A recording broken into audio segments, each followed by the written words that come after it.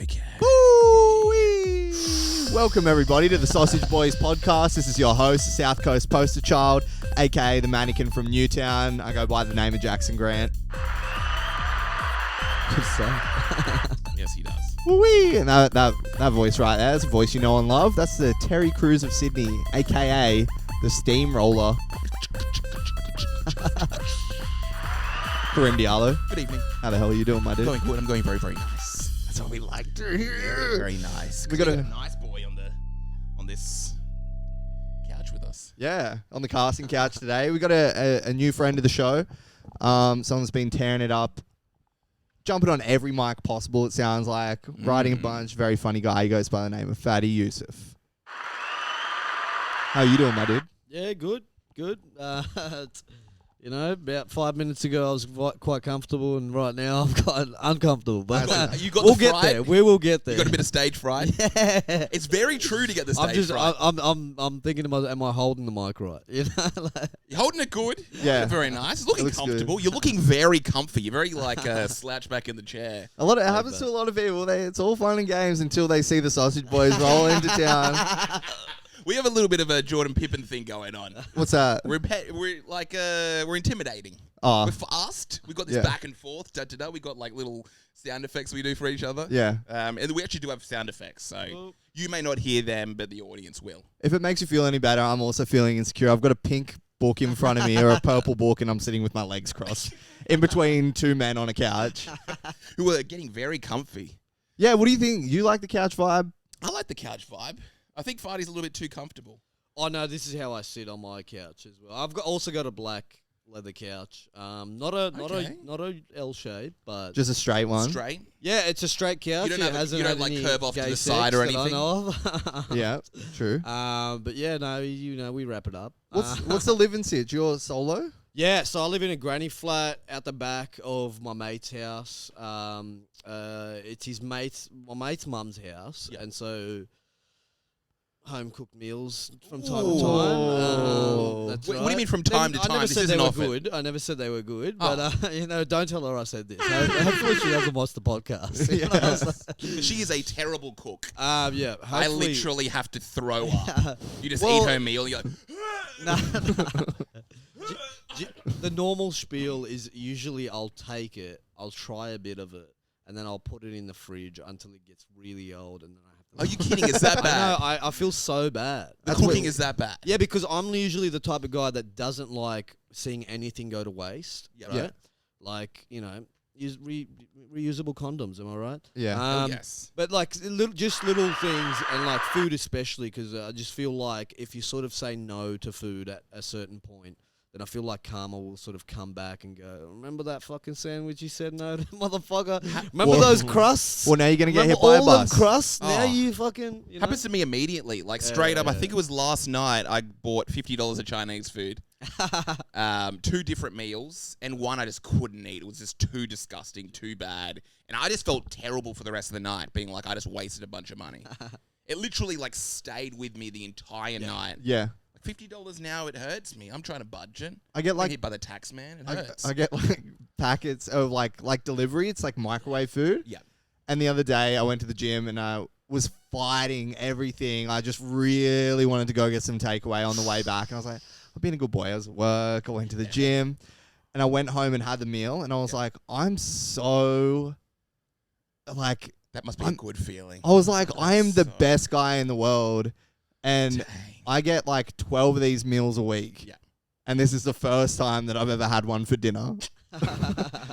It's crazy. It's so hard to bring yourself to... We've got too many options now. You've got temptation. It's like, especially with food, you can eat clean or you can eat something that's oily, got MSG in it, that goes down easy, and it costs a crazy amount of money. What, I'm just going to go home and have sex with my wife when there's all these brothels here?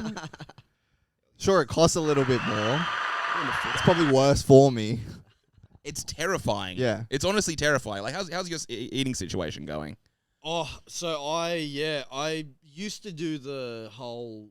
The meal delivery. Yeah. And then I realized the cost. And I was like, you know what?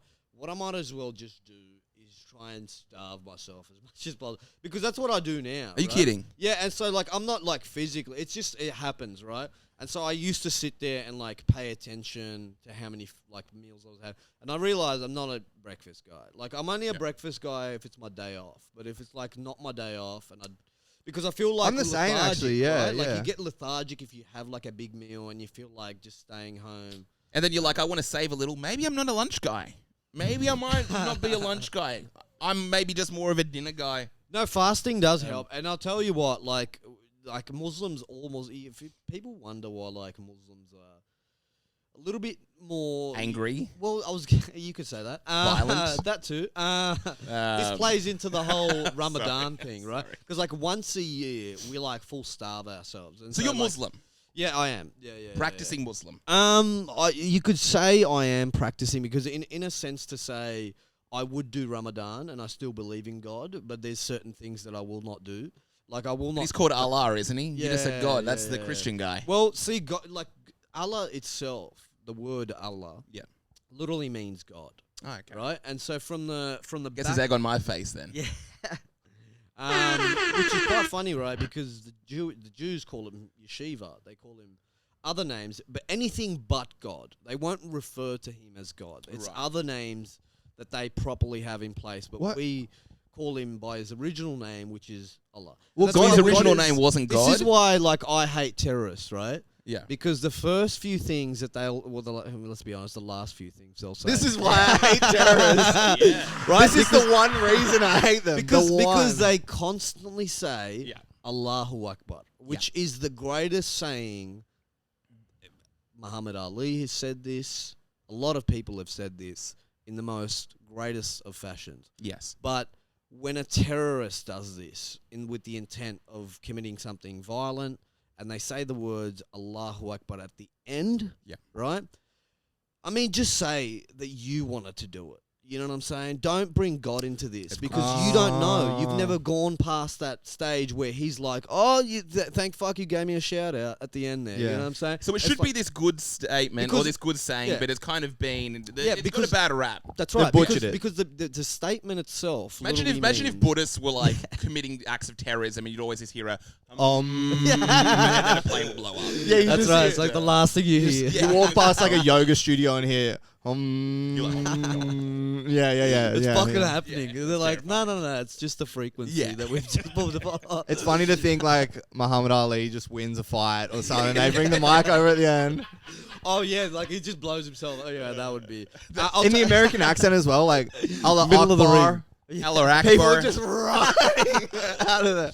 We'll see. God, that guy's good at boxing. We'll see. Allahu Akbar literally means God is the greatest. Yes. Which by far you're just attributing all your greatnesses to God. And so, you know, UFC fighters will do this. Hamzat Chimaev, right? He ran onto this. Like, imagine this, right? You're at a UFC. I've just gotten into him, yeah, by the that's way. right. Weirdly. And so this you're seeing this guy named Hamzat Chimaev. He's right? the scariest looking man I think I've ever seen in my That's entire life. Ever. I feel like Hamzat himself, as a kid, just looked so innocent. Yes. And then something happened in between. Couple of fights. Of course. Couple of like. Of course. But anyway, and so it's this bearded guy runs full pace. He's got the cut in his lip. That's right. Full cauliflower ears. That's right. He just looks like the most terrifying man on earth. Yeah. And so he's not walking out in the right fashion. You know how they like the rappers and they take their time. Yeah. Nah, this guy is full pace from the changing room, from the back, runs to the fucking thing and starts going Allahu Akbar, Allahu. Yes. And you know what he's saying? Like to a Muslim, it's the greatest thing because he's like, this guy's about to go to war. Yeah. You know? But to everyone else, they're like, They're he's like, about to go to war. Yeah, he's about to fucking, like, you know? He's about to go to Allah. You know? I'm just like, going to check on the parking. I'm just going to go check on the parking. I'll be back. I'll tell you. Yeah, I'll tell you what. But and so when you see fighters do it, it sort of mixes the blur, mixes the lines because you start thinking, is that what his religion is telling him? Yeah. You know, or is that the way that his religion tells him to act? And so it comes across very violent. It comes across very instigative, you know. And so yes, but what he's really doing is he's just doing the stop calling me Cassius Clay, call me Muhammad Ali because that's my name now. You know, that all he's saying to you is that's not who I identify with. I'm the type of person that identifies with this, and I'm comfortable with you guys not being comfortable with that. I'm going to continue being that. And I think for Jewish people, it's the same. Is he doing it for clout? Well, I don't think so. I think he is just doing it as a whole to try and not instigate anything, but to also not pander to anyone and go, hey, I'm going to act this calm. But I truly believe he's acting the way that he would want to act up there. And he's a pretty proud and strict Muslim. Right. Yeah, and he is also Russian. So yes. Russian descent, like they're Slavic, right, down there. And they're not afraid of anything. And that's why they've gotten to the heights that they've Of course. Him, Hamza, everyone else, Islam, everyone that's else right, that Islam, looks like him. all the guys that are in his that group of guys you would want to go to war with. You know what I'm saying? I think that's scary. Do you want to look at a photo of Hamza? I know who we're talking you know about. what he looks like. Like you wouldn't, it's terrifying. like let's say for instance you picked your A team. You had to pick 5 people that you would go to war with. You're not picking Prince Harry, Prince fucking, you know what I'm saying? Like these are like high grade military guys and they've got the whole world underneath them. Oh. But do you get what I'm saying here? But like the physical guy who would actually take a bullet for you. Fight to the actual death. That's right, that's right. And you would take these guys. Yes. And I feel like they've already combined themselves to being that group, and that's why they're so popular. And they're so big in the UFC because they're literally not afraid of... The whole thing about a Muslim is you're always taught to not be afraid of a single human being except God. Yep. Now, you can't attribute God to being a person, hence why we don't sort of go along the side of, you know, the whole... Christian Catholics thing where they sort of believe that, you know, Jesus is Christ or Jesus is the Son of God. So there's little intricacies, and I mean, as a whole, if you look at the whole timeline, we're all technically Jewish in a way. This is why Kanye doesn't seem as crazy to me as I right. But I mean, he's a crazy guy. He's got some sort of mental condition, I would say, but I don't think per se that.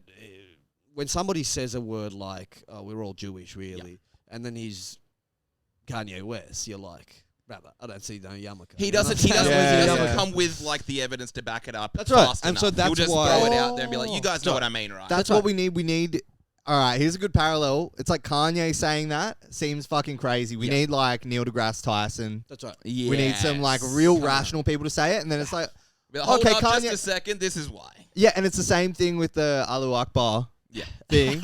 Is that bad pronunciation? I'm sorry. Well, no. It's either way you say it. I mean, it's the way that they say it, which is the way that the English spelling is as most accurate. But yeah, you're very right in the sense that, I mean, do you guys remember the COVID days where there was that lady who just kept coming on? It was like Kerry something. And you were like sick of this lady giving you these updates. And you're like, you know, the my COVID grandma's update fine. lady, You know what I'm saying? Like, with the numbers. What about your grandma?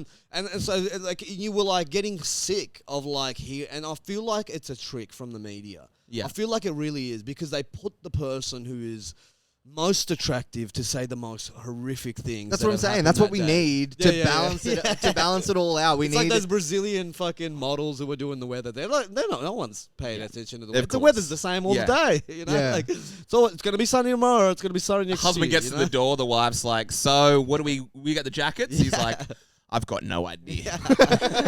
You were watching the weather all morning. I don't know what it's. I really like that sundress that lady was wearing. He just like, let's get the jackets. It's like 40 degrees. He's like, yeah, it's meant to rain later. She didn't have any sleeves on her thing, so I think we should be fine. Yeah. Do we get a rain jacket? Let's get the tissues. That's a good one. Let me have a 30-minute nap. I'm very tired. Wait, so you praying 5 times a day and stuff like that? Nah. See, because you are technically allowed to not do it, right? There are certain cases where you're not.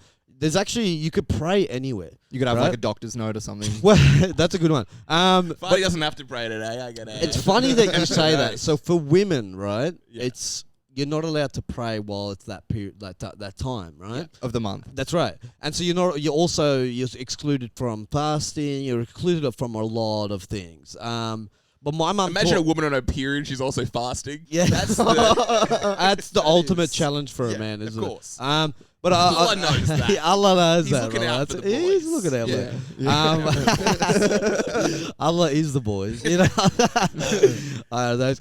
I'm strict, but I'm not a crazy man. I assume that's how Allah talks. See, even when you like say things that attribute something to God or something like that, you can say things that like if you accidentally say it, you can say something like astaghfirullah in your mind, which actually takes all that back. It's like you sort That's of fingers crossed. that's the fingers crossed. That's psych. Yeah, I mean he can see the fingers crossed because apparently he's everywhere. So there's a lot of the only thing that I really like about Islam is it taught me dignity. Yeah. Right, and it taught me a lot of things fall off from dignity. Like dignity to me is like right alongside having a spine. You know how people say you have integrity, you have a spine, you say what you're going to say and you're just going to do it. Yeah. It's those type of people. Do you want the cat to guess it? Because the cat will guess it. And so and then alongside the fasting, I do the fasting every single year. Try not to smoke. You do Ramadan. That's right. So I do Ramadan almost every single year. I try to. I've been doing it since I was like, I don't know, like 11, 13. I was quite a young... You grew up in a Muslim household. That's right, right. And so when I was a kid, I would be praying 5 times a day. I would be trying to do all these things. And there's a lot of reasons for me to believe in God. Yeah. And there's a lot of reasons for me not to believe in God. And there's even more reasons for me to believe in miracles. Where you from? Sex thing. Oh, that's a song. I believe in miracles. That's a good impression. Where you from? But no, like, and to me, it's good that I do see religion as being a guideline for most people. 100%. I mean, you could be the sort of naive person to go, hey, my one's right and your one's wrong.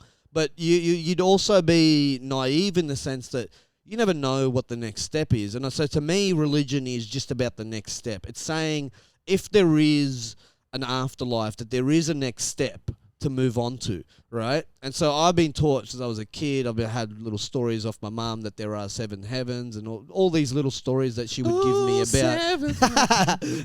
Seventh heaven. Okay, we're trying to make this fun. Is it yeah, because I wasn't aware there is a heaven and hell in Islam. There is, and there's also a limbo as well. There's like a little limbo stage. Lower that's now. right. You gotta get. How that's low right. That's can right. you go?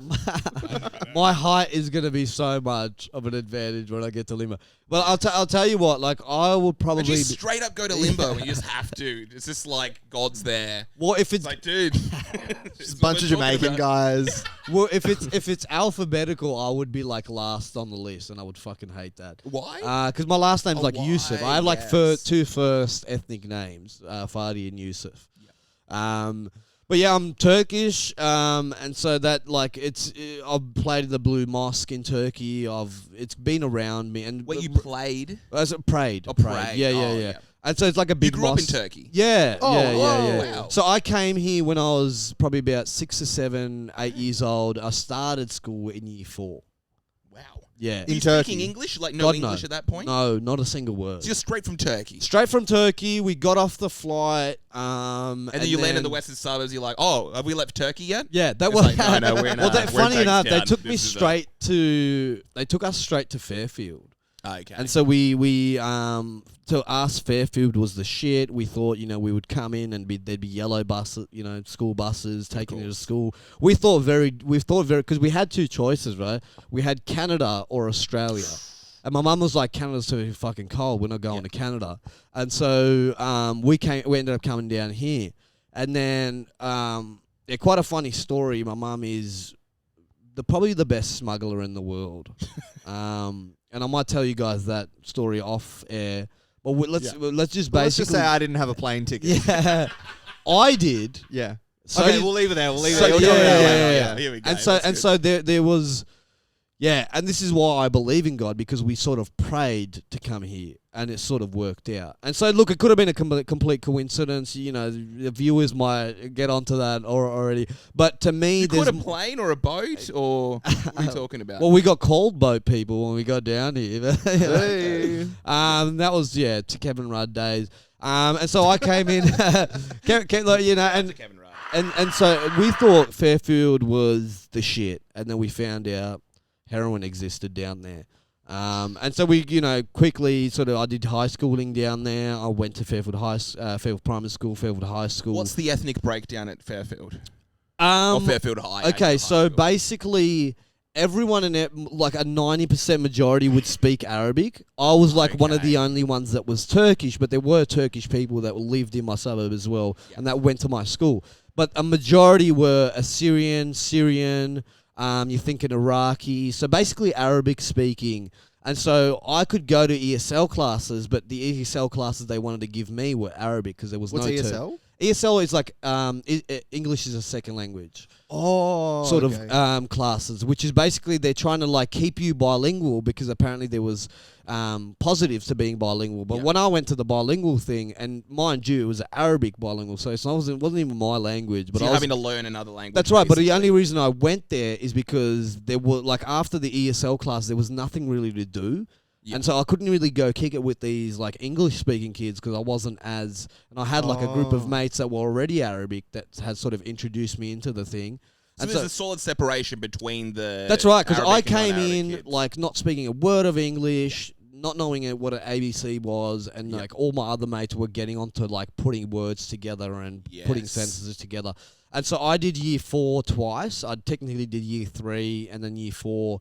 And then year 5, year 6, and then went on to Fairfield High School. Went into year 7 there. First year there was quite a bit dramatic because how's your actual English at that point? Have you got any accent? Oh, still broken. Still broken English at that crazy. point, but picking it up. And then the ESL classes taught me one thing, which is the teacher in the ESL classes had an accent, but I had less of an accent than her. Yes. And so she was saying to me, you're already speaking better English, and I've been here for like 16 years. Yeah. And so she goes to me, focus on the one that you're going to use the most. And so I went, fuck it. I'm Arabic. I live in Fairfield. I mean, I'm Turkish. It's gonna make more sense. I'm going to fucking, And so I live in Fairfield, Australia. And they were getting me to Arabic. like write all this like scribbly lighting, and I was like, what is this shit? You know what I'm saying? Like fucking teach me the proper shit. And so I like learned, and I just focused hard on English. And so I would speak Turkish at home now and then, but it wasn't as. And so I was trying to actually I was telling my mum, like, you know, my teacher said if we watch everything that's English, if we speak everything that's English, we'll pick it up a lot quicker. My mum's like, she just speaks. Go get fucked, Lan. You know what I'm saying? Turkish. Which Lan means like oi. Lan means oi, and I get called Lan at work a lot. They'll be like, Lan, go get this, you know. And so Lan is like oi. It's LAN. Yeah. Lan, it's like oi, the oi of Turkey. So what is oi? Just like oi, can you? Yeah, it's like gal buraya lan, you know, like come here lan, you know what I'm saying? Like, but we'd say oi at the end of anything. Right. But so I would she would speak to me but broken, and I would try and constantly help her fix her English because I knew that we sort of needed that down here. Anyway, long story short, I ended up going to like Fairfield High School. Someone got stabbed at my school within the first year just because he had like the difference of being a Muslim and a Christian, but they were both Assyrian. Wait, so who stabbed who? I was a Syrian guy that it was a Christian. No, it was a Muslim guy that had stabbed a Christian guy in the neck with a chisel. You don't know where it could have been the Christian stabbing the Muslim. But it was the Christian guy that had started the whole thing. He was bagging the fuck out of this guy. He's trying to convert people. Well, no, he was bagging the fuck out of this guy about being an Assyrian, but also being a Muslim Assyrian. Okay. Which most Assyrians are Christian, Orthodox. But there is a large percentage that are a little bit Jewish. There are some that are Muslim.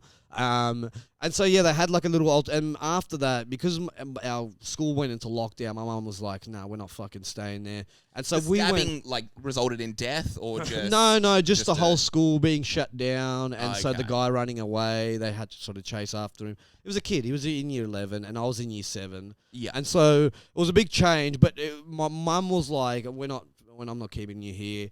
And That's so good. she- That's good of her. That's She's right. like, yeah. And so she thought of taking me across the bridge. If you actually know Fairfield, there's a little bridge that goes over, and there's a nice school on the other side of that. Okay. And that's called St. Patrick's, Patrician Brothers College. Yeah. which- What suburb? Still in Fairfield? Still in Fairfield. Okay. There's 2 locations. There's a Blacktown one, and there's a little bit of a rivalry that happens between the Blacktown one and the Fairfield one, footy-wise, which I got into later on. Okay, yeah. And So you that's straight up, she's like, you're moving, you're going yeah, to the yeah, best yeah. school. And I'm sitting there crying. I'm going, this is my fucking Yes. friends. You know, I just met these friends. I Yeah. never had friends previously. And so and then she made me do this little test, because they all selective Christian schools make you do like this little test. And they did the little test, and they went, this guy's great. You Oh, know, so you we know passed. that Yeah, you're nice. not. We know that you're not per se going to be able to afford everything, and we're going to have to get the government involved and everything like that. Feel like a but- semi-scholarship or something like that. yeah. Semi-scholarship is what they try to give me. And so I got into year 7 to the end of year 7. And so I got in on it, pretty late. And so everyone had made friends and everything. And so I'd come into this little group. And so I had, work to do a little bit. But Breakdown similar as well? that's right. Yeah, Ethnic breakdown? Breakdown-wise, they were mostly Christian. All of them were Christian. Oh, 'cause it was a dang, Christian okay. school, Yeah. right? And so a lot of them were Aussies. A lot of them were You're like, Asians. Because this is it a was so close. lot of people to stab. Yeah. Well, no, it was like they would turn on me, and like there was not many.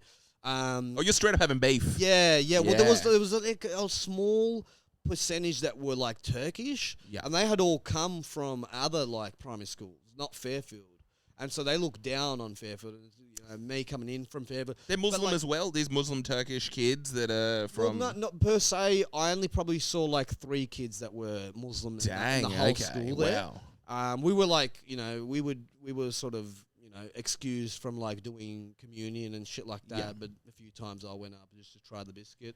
Yeah. Because You like, got to try the biscuit. yeah, brother. And I was like, this is shittest biscuit I've ever had. Yeah, so yeah, like, yeah. it's like it gets stuck in the top of your you know Oh, what I'm yeah. saying? Like, it's like peanut butter. I'm like, what is this shit? I actually You know? personally liked the biscuit.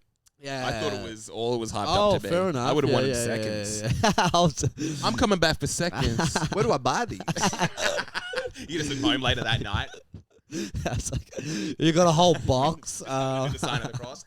But yeah, and so I was excused from Yeah. doing that, but like I sort of made my way with footy a little bit. So we would play footy on the Okay. field, and I liked footy. I liked playing the wing. I liked playing the fullback, and so I sort of got him back on that. And then that was short lived because we realised we really couldn't afford to live in Sydney, and so we actually dang. so we had to actually move, and we moved to Melbourne.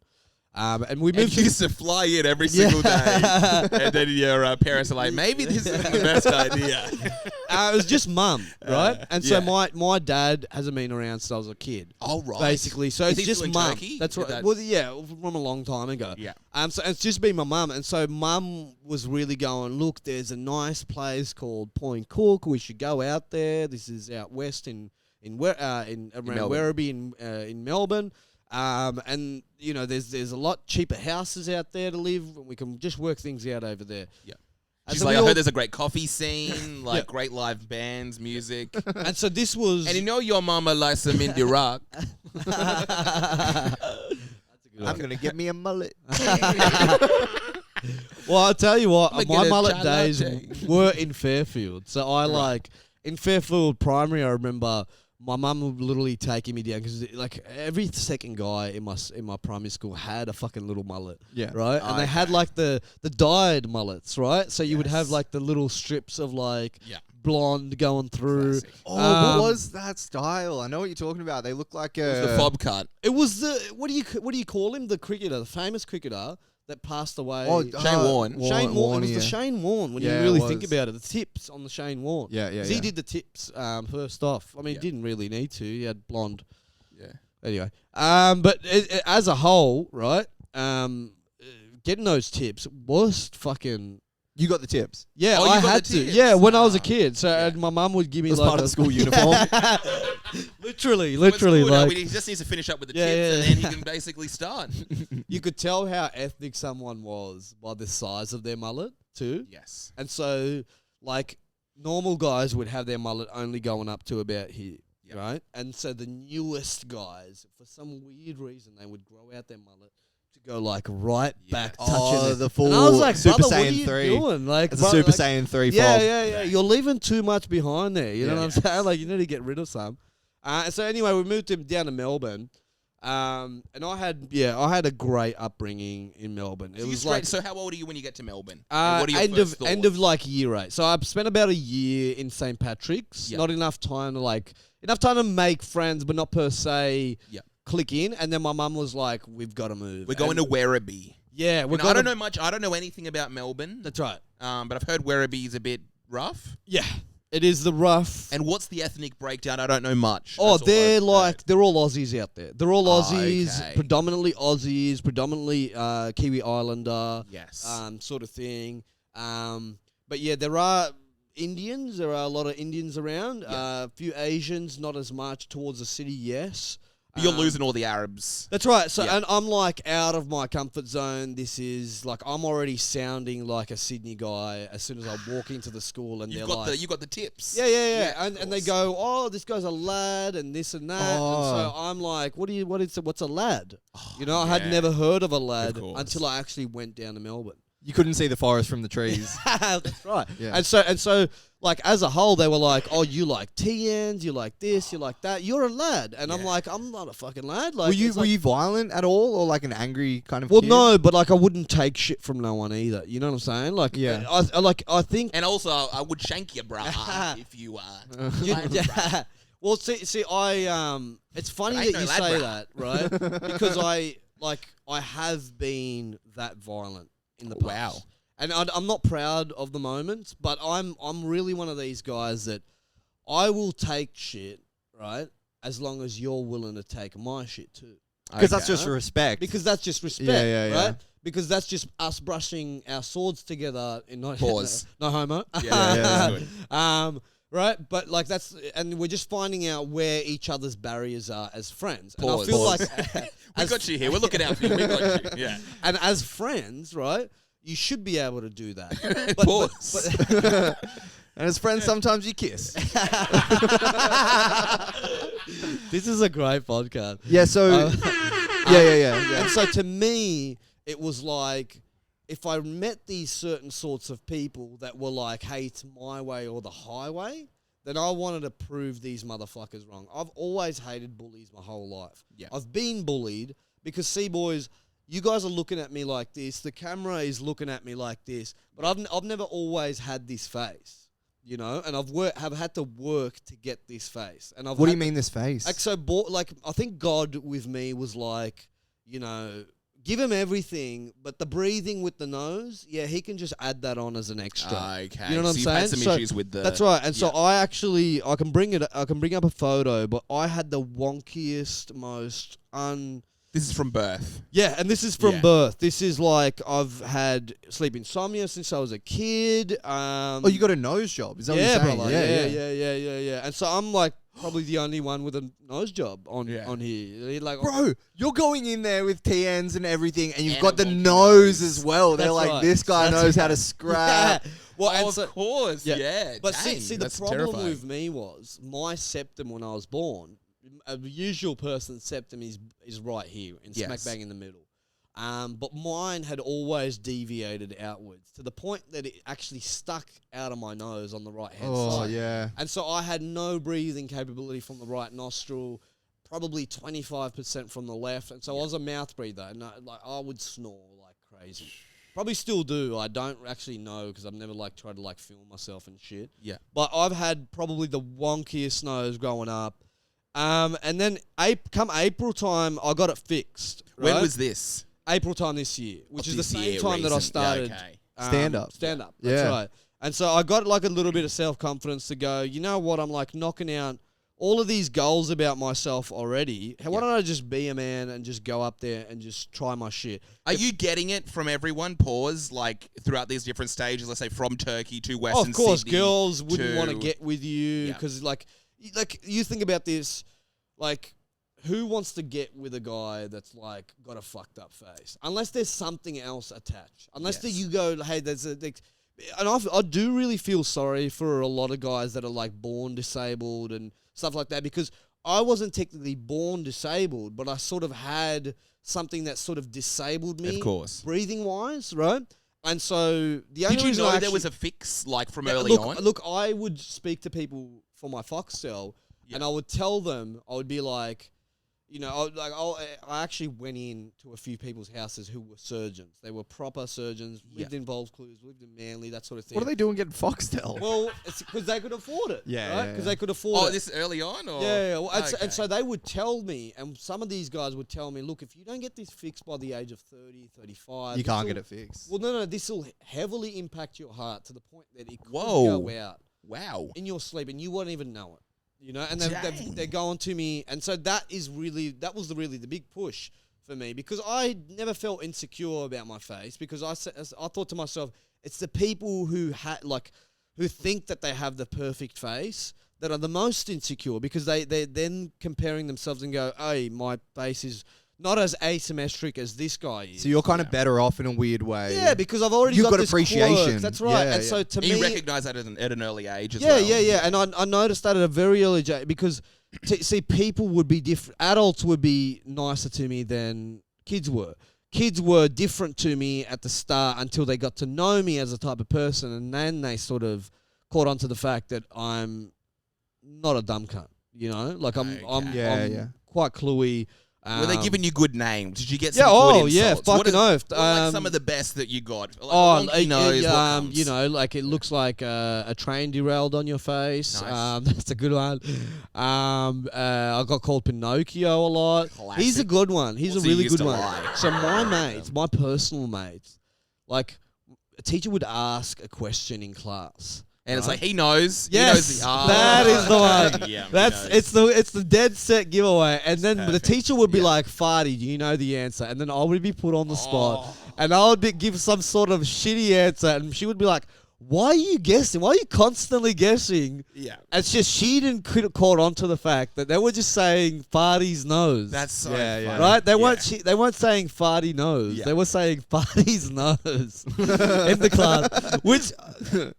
Pretty good one. No, he doesn't. I'm not gonna fucking lie. He doesn't. Pretty good one. Nose Veratu. That's right too. I'm trying to find this picture for context for you guys, because I feel like if I give you guys, so this is me when I first came out of the surgery, right? And this was the boys winning.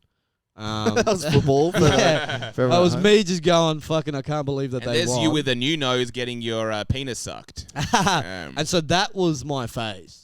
Dang, you just gotta. To that. You just look like you've been punched. That's right. Yeah. That's right. It looks like it's leaning very far out. Looks like someone's just punched you in the face. But this isn't a bad-looking guy. Well, that's it. It doesn't look like you. Yeah. I'm wondering whether there's something funny going on here. See, as a whole, and so to this year, I got the chance to. I had the money. Yeah. But I'm more of a, let's get a house down, let's get something that pays, and then let's get all that. Did you kind of have an idea 15 of how grand. much? And you knew that for a while that it would cost 15 grand? No, I went and did the whole, you got to do the whole, because see, with Medicare, they don't look after you for things like that, because they take it as like, what do you call it? They take it as like Cosmetic. Yes. Well, like Medi don't care. Yeah, and that's big time, brother. Yeah. Big time.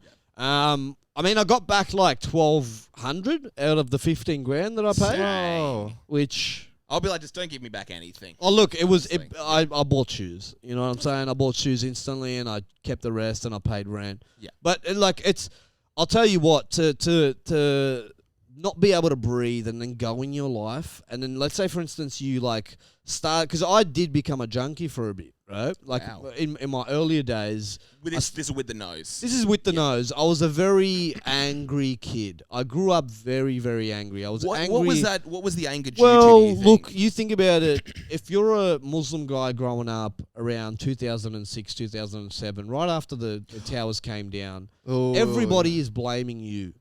Doesn't matter whether you had something to do with it, something to not do with it. Which I Even if you didn't. Which I didn't. Yeah. Well, see, this is why I feel like things this was like in Werribee? No, this is everywhere, brother. This is everywhere. But not in Look, not as much in Fairfield, right? But that was I think Fairfield was perfect because it was like that innocent start where we didn't really know. So, bro, you're a terrorist. He's like, Moe, what are you talking about? You're literally Muslim. Your name's Muhammad Khan. What are you talking about? Like, you're just looking at each other in line. I'm Turkish. This guy giving us a bad You're rap. the Levo. I'm the Turk. Yeah, you know what I'm saying? Keep us. We're the fucking port city, but you know what I'm saying? There's a reason there's a border.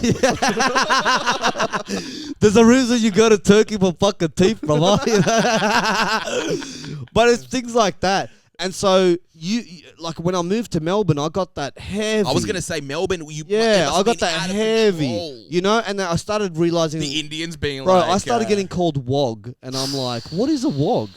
And I thought the term wog was not derogatory, because my mates would call themselves wogs, and they were wogs. They were Greeks. They were Italians, and so. Yeah, so I would start kicking it with those group of boys, and in our group of boys, I think we had another kid at the time. We were like 15, 16, Muhammad Jawad, who was proper Lebanese. And he would make jokes like, want some Lebanese in between your legs, that sort of thing.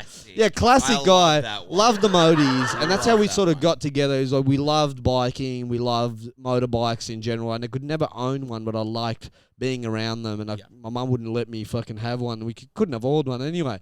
And so there was a lot of these like little things, and so I started finding out that there were all these derogatory terms like ethnic, like wog, that could be used like the N-word. Sand N-word. That's right. And Sand N-word was definitely one of them, right? And you got hit with Sand N-word. Brother, like, they're pretty confident down there, you know what I'm saying? Like, they do not care when they are amongst themselves, you know what I'm saying? So who's kind of hurling these ones at you? These are the white just devils? boys at work, boys at school, sorry. White devils? Are we talking about the Islanders? I mean, you would get all of it, but my school in general, Point Cook, Caringballa College in Point Cook.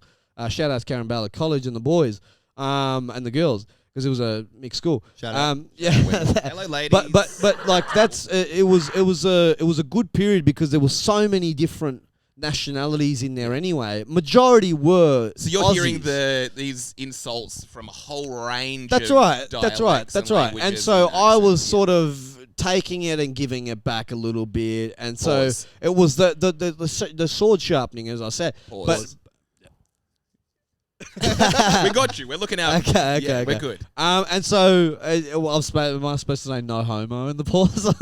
No, it's the same thing. Okay. Pauses. But like either way, I reckon I had the best upbringing in Melbourne because it really taught me that just have fun. Don't worry about school. Don't worry about this. Just have fun. That was your mum's attitude? Well, no. My mum's attitude was fucking. You better pay attention to school because we need this shit. Where did the just have fun thing come from? From my mates, right? Okay. And so they had a completely different mentality. They were like, "What are you doing this fucking Saturday?" And I got onto that as well. And I was like, "Okay, let's," and started doing some sleepovers. You found your group. And yeah. And so that and so we made it good, and it was. Yeah, around that year, as 16-year-old, I started getting into drugs, and my mum actually happened to go overseas for a bit, and so I had Turkey? overseas trip, okay, and so I had to look after my little brother and sister who I was house sitting for. How old are they? They're about like 5, 7, 9, that sort of thing. Younglings. Yeah. You're real young. They're about. My oldest sister, my youngest sister is about 17, turning 18 soon. And then the other one, young, and the other one is like 16. So they've grown heaps, and I've missed out on a lot. Of course. Because I moved down back here when I was 18.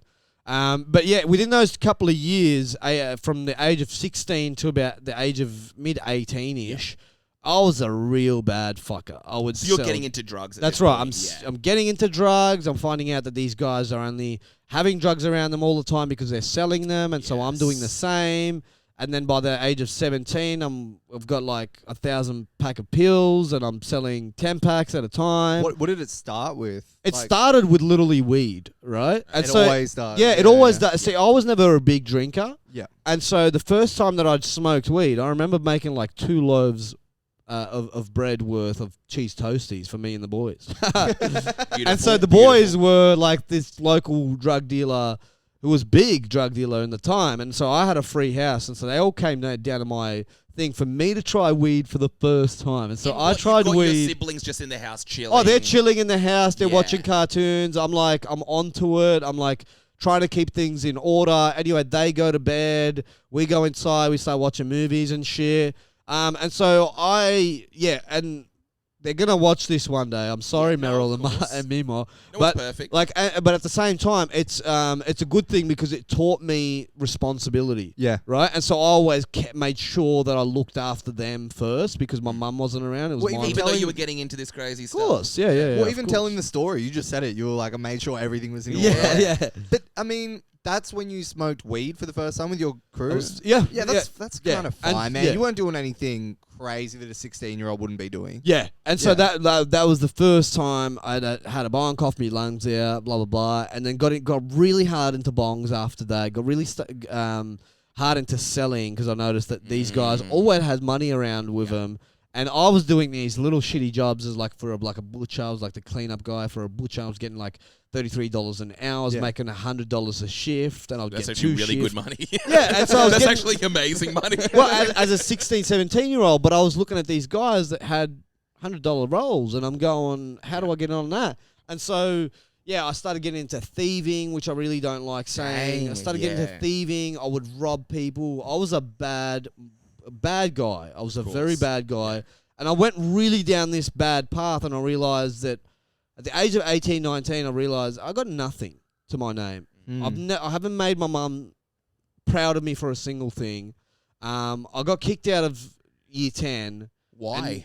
I had a very big fight in year 10 with somebody. And I'm not going to lie, he did start it. Okay. Right? Yeah. But it was over jokes. Right? And remember how I said to you before, I will take shit from people. Yes. But as long as they're willing to take it, I got taught, if you're willing to give shit, you are also willing to take it because 100%. that's it's a two-way street. And so this one guy wasn't having that sort of thing, and we were the same-ish ethnicity. He was Lebanese, I was Turkish, and Christian? Is he Christian? He was also Muslim. Oh, dang. Okay. Right? And so, but he was this guy that was a kickboxer. And Sunni or Shia? Honestly, I didn't even care. Oh, okay. But it got to this point where me and him were making these jokes, and these jokes got out of hand, and he wanted to fight me after school. Dang. And I was the type of guy that I would sell at school. Dang. Do you remember what you said to him that pushed it over the line? Yeah, he had. You guys know normal Lebos, right? Yeah. They have like the silver chains around, and they've got the rings and shit. Yeah. Yep. So I just said to him, it's funny because he was talking about my nose, which is also quite funny. Yeah. Right? Yeah. And so he was saying something like, something about it was a Pinocchio skit. And so I said, you can't be sitting there, talking with this stainless steel jewelry on. You know what I'm saying? Yeah. And he didn't like that because it was silver. And so there's a big distinguish, blah, blah, blah, blah. And so after school, he's going to me, and so we punched on, and me and him, and it got really violent to the point where the police had to come and get me afterwards. And Because he's a kickboxer. That's right. And so he won. You're holding your own. He technically won the fight. Yeah. But he was also the most injured. Dang. Yeah. If you know what I'm saying. The police come in like, look at what they've done to his nose. We got to get this kid out. No. So I was off. I ran. Yeah. I ran. And there was 300 people watching the whole fight happen after school. And so there's all these people with phones out and shit. and there's teachers making statements that I had this massive machete in my hand, and I that nearly may or may not have had. yeah. And so no, I definitely didn't. Yeah. It wasn't massive. Yeah. It was. It was Sizable. it was your If I could machete. actually tell you guys, Yeah. it was kitty scissors. It was kitty scissors that I had been using to chop up weed. You'd be like, okay, fine. It was Yeah. regular scissors. And so okay, fine. It was a machete. and so it got to this point where I nearly, in year 10, I nearly went to jail Of course. because of this. But there was also Was that this like assault with a deadly weapon? Would they call something along the kids- lines yeah. of that. But Dang. Your more Honor, or less, I can't even open plastic with these. more or less, I had this one guy was the wrong Guy to fuck person with, yeah. to fuck with. Wait, You know? I didn't know this. Are you bringing these kitty scissors to the fight? No. I'm selling weed at school. Yeah. And I've got used to have this thing at school where it was a little bit of a trend where the boys would cuff their jeans, right? And so- and you'd stash the well, daddy bags in there? yeah, that's right. And so I had I went to a tailor, fucking got him to like do a pocket around there. That's and then the sickest I thing know, I've ever heard. I know. And so I got him to cut one of these pockets, and Yeah. so I could slide things in there and get them out one by one. But like, if you checked my pockets and you made me pull them out, Yeah. there was nothing in there. It was a magic trick. That's the sickest thing I've ever heard. I don't mean to glorify this, No. but that's the But That is sickest thing. very cool. You know, I don't sell at the end of drugs, the day, kids. Yeah, call a spade a spade. That's just very cool. Yeah. You know, and so I was doing this at school. I was making $150 at school daily. I was killing it, not paying attention to a single fucking thing that was being said on the board and blah, blah, blah. Never was really into writing, never was really into thingo. Because remember, I missed the boat with all these kids. I started school late and I was already falling behind. So I was like, get the fuck out of here. Dang. You know what I'm saying? Like, I'm not, like, the most I would pay attention was things like history and geography. I really liked history because it taught you the importance of lessons learnt from the past. Yeah. And so, yeah, being at the age of 18, 19, I had, mind you, once I got kicked out of that school, I actually won my court case and everything like Oh, that. wow. Because he turned around and did all these other things that were not in his favour. Yeah. And so, yeah, His chains actually weren't silver. And then, it's like, yeah, and so Your Honor, I've got a point. yeah, it got to the point where, to me, it was like I'd moved to a brand new school after that because I got kicked out of that school. He stayed? He stayed. Yeah. He wow. stayed. He got to stay, and so he got to stay as like this sick cunt, blah blah blah, and good on him. Who won the fight? Did everyone kind of celebrate him? Well, It's it's a weird one when you think about it because it's like, what do you really call winning? Do you call like winning? the dude who everyone celebrates. Is it the guy who laughs at the end, or is it the guy who gets hurt the most at It's the the end? guy at the end that puts their hands up and goes, Allahu Akbar. And then you just hear like a tone ring. It's like a and that's actually the beep for the. All right. Yeah. And The police so are shooting him after he says, Yeah. oh. and so this guy was a part of this family down there that was quite a large family down there. Oh, no. Family that I was not supposed to be stuffing with. Yeah. Long story short, I had to move schools and everything. Yeah. I had to find a brand new bunch of mates, and I did. In the 2 years, I did absolutely great. And mind you, I'm walking in as this guy who the whole school knows got kicked out for something, Dang. but don't really know The why. room is going to go, why? Yeah, and so That's the- kind of cool, though. Bro, That's cool. first year, Yeah. I get called into the principal's office. His name was Dr. Watson. This is how great of a school it was. Yes. Mind you, I lied. Where was Sherlock? I lied to get into that school in the first place. Nice one. I made so many jokes with him about that. He did not find a single one funny. Apparently you guys didn't either. Yeah. I feel your pain, brother. And so he calls me in the first year and he goes, there's rumors around. First of all, there's rumors around that you've got a tattoo. Is this true? And I did. I had the stencil for my tattoo This done. one. Yeah, when I was 16, 17. Dang, that's cool. Yeah, and so And he's like, sweet. yeah. And so no, I'm wearing a blazer and he's going to me, I heard you got a tattoo. Yeah. And I go to him, where? And he goes to me, I don't know, I just heard from some of the teachers that you got a tattoo. And I heard it was on your penis. Yeah. And you won't be starting this school to And you know how like principals act? They go like, you're not supposed to because it's in the guidelines. And fucking, and so I'm sitting there. like, what do you think of this one? And as I'm literally speaking, last as I'm literally speaking to him, Dragon. I'm going, because he can't see a single tattoo. It's just a stencil and I've got a blazer on. Yeah. And so I'm going to him, which tattoo are you referring to right now? Oh, so you're giving him attitude. Yeah, of course, Dang. bro. Listen. He walked me into that office. You ain't even a real doctor. You haven't even checked my fucking blood pressure right now. But like I was telling him, and I was like, bro, like you can't see a single tattoo on me. So what are you talking about these guidelines for? Because I think the guidelines say that any exposed tattoo, but you can't see an exposed tattoo on me right now. So what are we doing this for? And so he goes, well, look, there's also another rumor that apparently, You're gay. It's Which true. Also doesn't fly here, but I won't tell nobody. it's like that's why I called you to my office. Well, like, yeah, I'm not. Because, I don't know. I- Down a little bit of something. What are you doing on the weekend? Yeah. Do you I think know I'm this cute? very cute. And so I go to him, oh, well, look, you can believe whatever you want to believe, but I've also got my mum. And, if I speak to my mum about this, and so they always get scared when you bring the mum up. Of course. And my mum always No, always. you don't have to tell your mum anything. Well, my mum always had my back like that, Yeah. right? Yeah. Like she. Even after the fight, she's still on your side 100%. So the same night for the fight, I'm saying to her, don't bring this up. I'm going to go back to school tomorrow like nothing happened. Yeah. And we're not bringing this up. Twitter George Costanza. Yeah. Yeah, and so she's Anyway, we're doing history. I love this stuff. and so she's going, nah. And then Yeah. I went out that night. Went and kicked it with my mates, smoked some weed as usual, face fucked up and shit. Yeah. And so that same night, the coppers went to my house and Dang. basically said, look, if he doesn't present himself to the Werribee police station by like 9 p.m. or whatever, we're going to put out a little warrant for his arrest and we'll have to see him at school tomorrow. Yes. And so we didn't want to do that. And so anyway, that instantly I was kicked out of that school.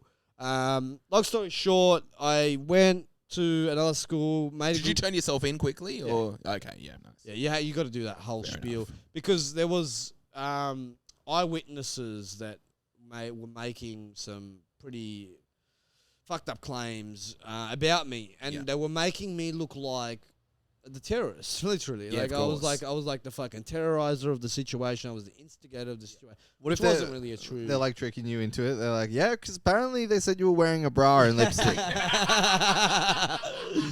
We'll see. And I don't know we're running with that unless he comes here at 9 to say otherwise. And funny enough, the teacher that I previously had, that same session, that same class, was the one that made the most outrageous claims and that got me the most in trouble. Dang. But anyway, she ended up, Anyway, it was wrong. It was what she was saying was wrong. She was mistaken. It got proven wrong. And anyway, long story short, I made friends in a new school, Thomas Carr, and they were great. They were these brand new sort of set of people.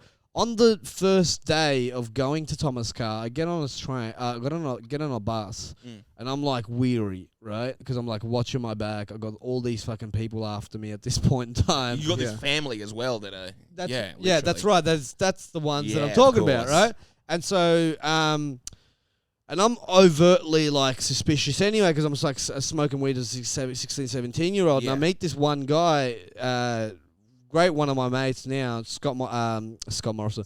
Scott It was Thomas. actually Scott Morrison. Yeah. This guy ended Scott up being Thomas. the Prime Minister. And so I made a friend on the way to that school, and it was great. And Nice. I spent the rest of those 2 years having the best time of my life, Wow. finishing that school.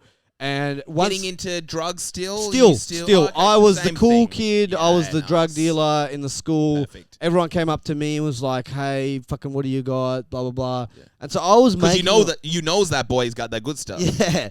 And so I had Nice. connections from the other boys, and so to me, it was always an importance of having something because I grew up with nothing. I grew up with shitty shoes. I grew up with all these shitty things, and I wanted to have things, and I knew I didn't want to rely on my mother. And this is why I like moved out so early as a kid because the age that I moved out at 18, 19, all of my mates are like just going clubbing, and I had done clubbing for at least a year or so with fake IDs and all the blah blah blah blah the rest of it. And so I was like, bro, don't even fucking like. I was getting in with my mates who were like 20, 30 years old.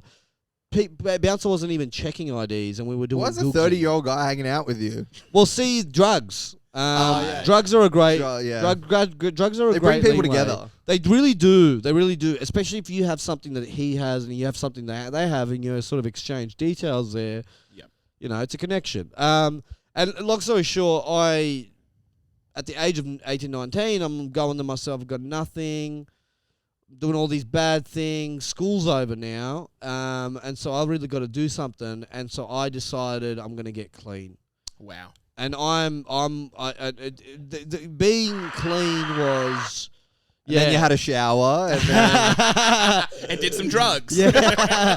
Smoked the bong in the shower.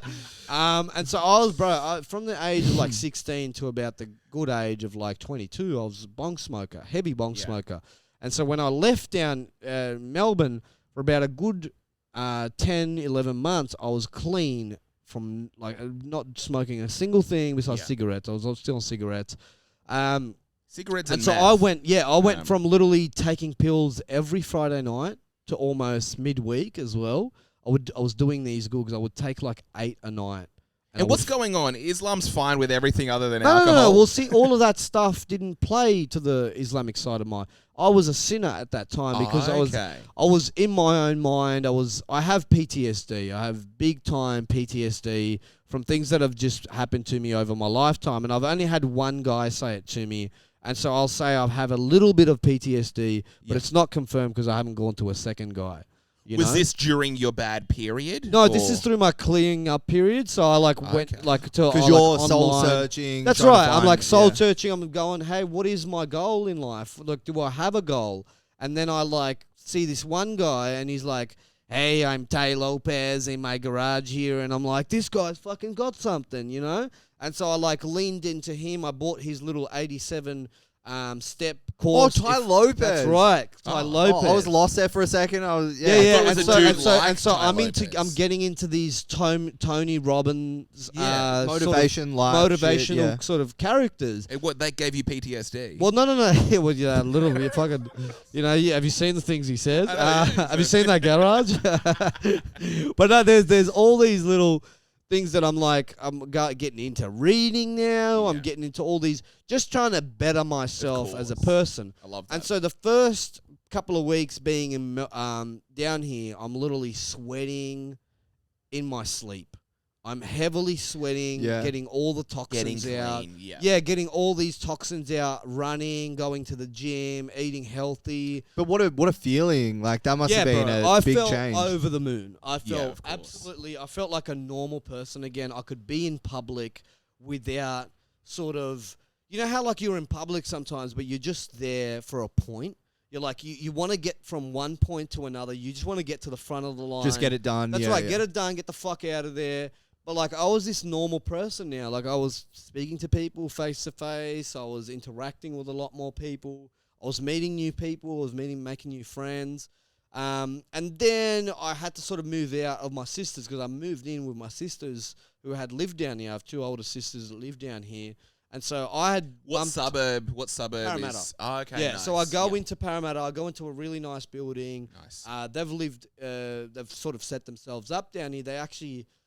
They moved down to Melbourne with us, but they sort of separated off us, and there was a little bit of a family thing that happened, which we hopefully will one day work out. It's good for you because then you're like, there's a path. That's right.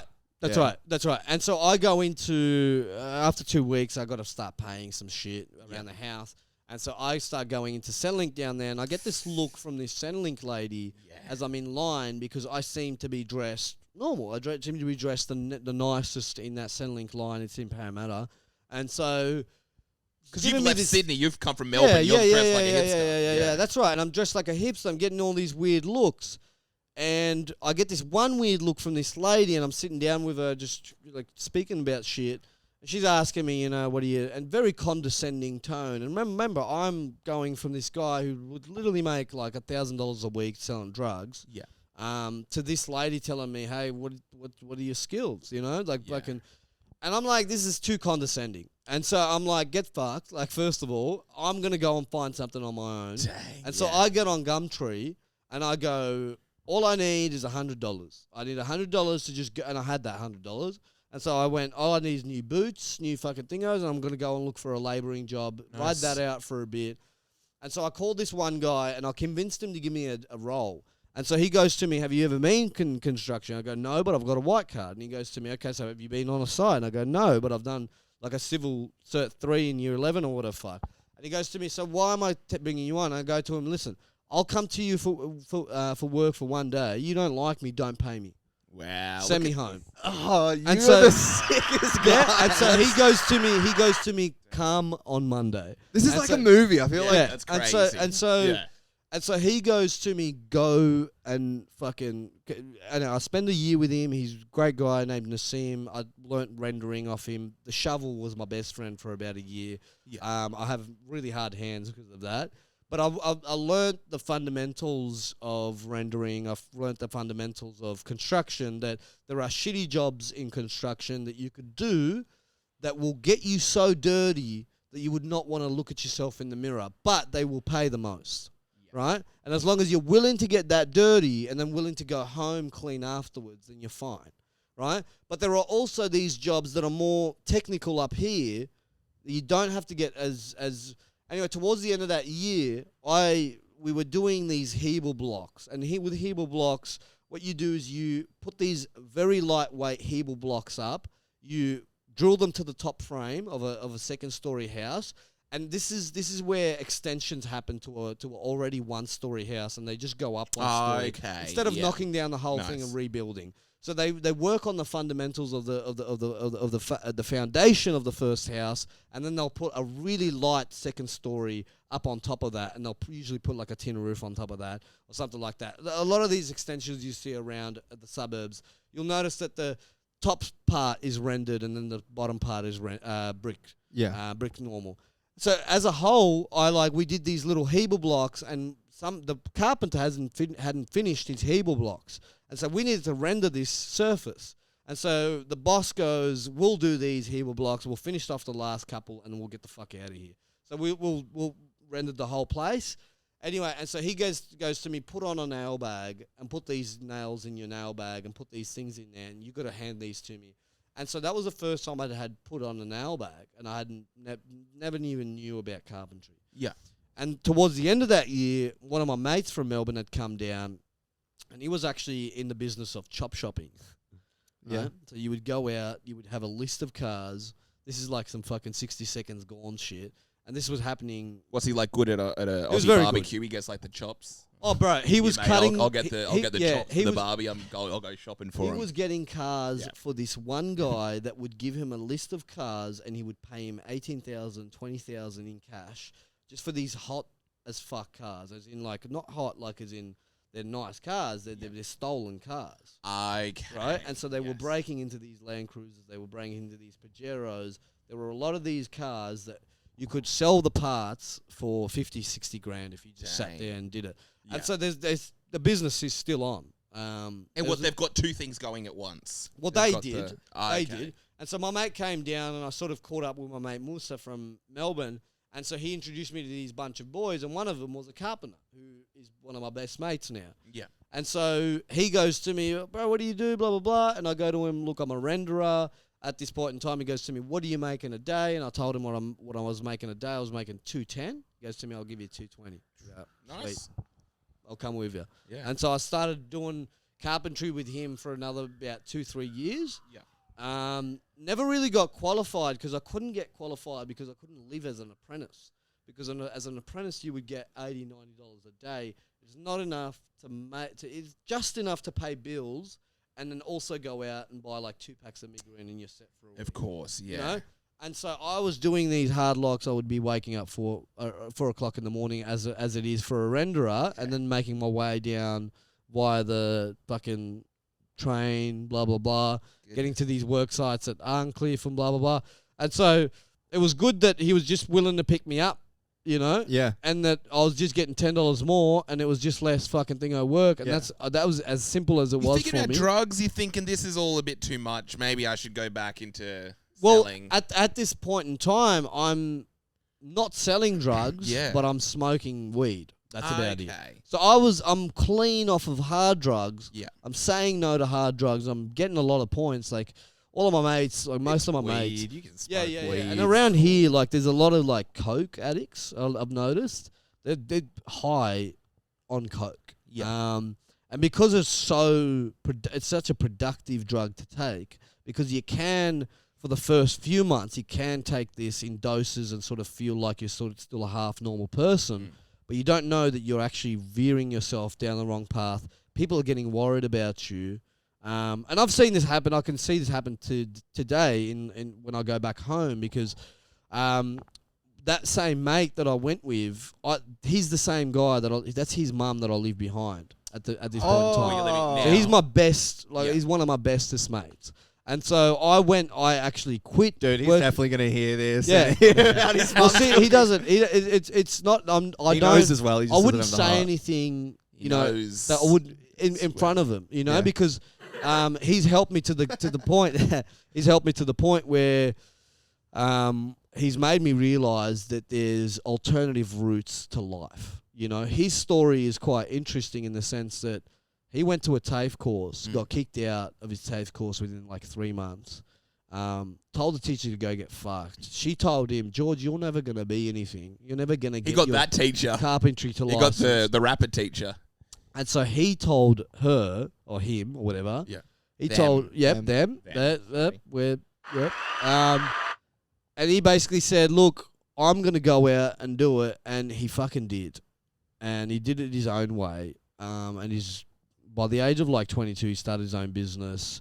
When I came into his business at about the age of 23, 24, he was hiring people that were from that same TAFE course. They just stuck it out and did the TAFE course for 4 years. He didn't. He stopped halfway through, just started going and making money instead. Yeah. And then he was employing them. So he was telling me the teacher's going to work for him one day. Yeah. Well, see, he was telling me in the car as we would drive to some of these sites up in Westmead, sites up in Parramatta. These are big sites, 125 units in a site, and it's built in stages. He's making a fucking 33 grand, like 40 grand off of a job that he's never even touching. It's just him. He goes on there and he's just.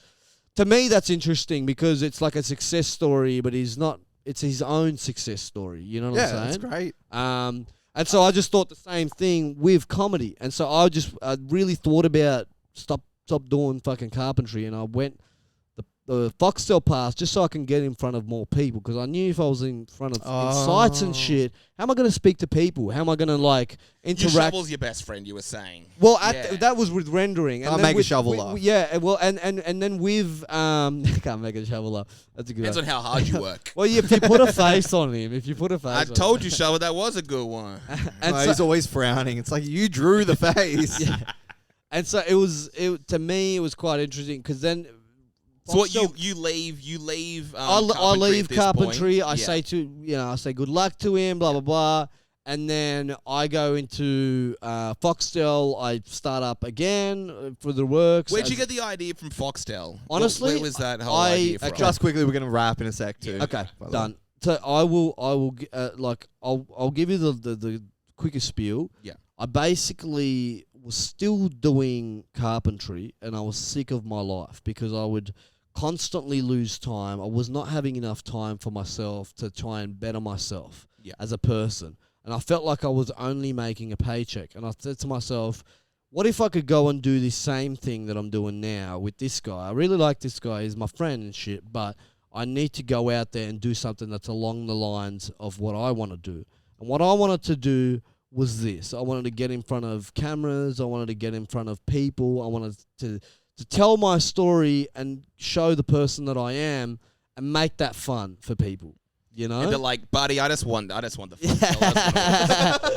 watch they're like, fucking carry up. This Simpsons, remote's not buddy, working, And so and I realized that if I got into Foxtel, it was literally Foxtel, it was TV. It was, and so I said to myself, at least that would give me some sort of something. I didn't really know what installing was about, but one thing it did put me in front of 5 new people a day.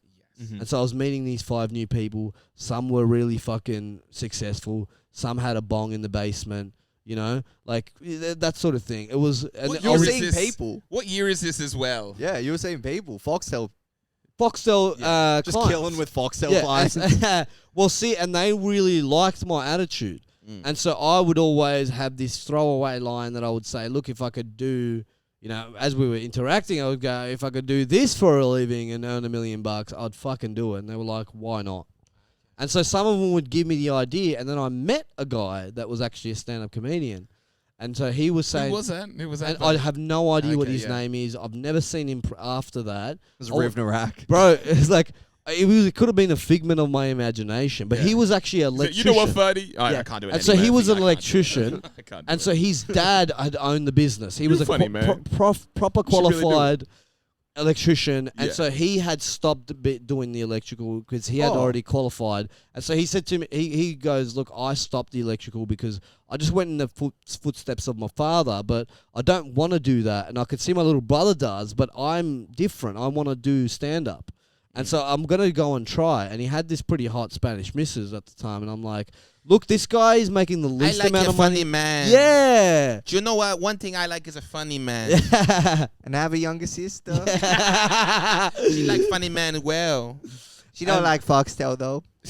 And that's what really got me thinking, let me put some steps into place that I could go out there. Some steps into place. You go back to carpentry. Hello. But were you kind of like the funny guy growing up and stuff like that? Oh, I've always... So I grew up staying late up at night, watching my little brother and sister, waiting for my mum to come back from work, and watching things like Just for Laughs, watching things like Arj Barker. Yes. And I mean, one of my passwords is Arj Barker. You know what I'm saying? But we don't know which one. Hey, it's got a little fucking, it's little, but it's a good, to me, it was always been in the back of my mind, but I've never thought to myself, I've always thought the people who do stand-up comedy are people who have always been in the theatre. They've got some sort of backing, they've got some sort of inheritance, they've got some sort of house to fall back on. But I don't have any of these things. And so for me, I have to build both. I have to both build a skill that I could survive off, that I could get some money off. Bro, it costs money to park. It costs money to do all these things. Yeah. It costs money to like you need to be able to back yourself fully and put yourself in a position where you can breathe. It's a fucking hard one. We're rapping on that. We're rapping on that, bro. I feel we could really go deep in another episode. We're going to come back for another episode. It's like Thank a you very We'll much. make it 2 hours. We're gonna go to a mic all together right now. Yes. Buddy, thank you for coming on, bro. No, thank you guys for Sharing your having story. me. That You was guys are great. so welcoming. Honest to God, I've never felt more comfortable speaking about my life with 2 people that I have met. I wouldn't say 90 hours with you guys because I feel like 90 hours is usually the thing. I feel like probably 20, 30 hours. Yeah. But you guys are onto it. Oh. And you guys have a warm soul. Oh. I'm gonna put that out you there. gonna make us, All right. Well, we're gonna. Let's do Are we, it. are Peace we- out from the Sausage Boys. Peace out, everyone. Yo, yo. Good night, yo.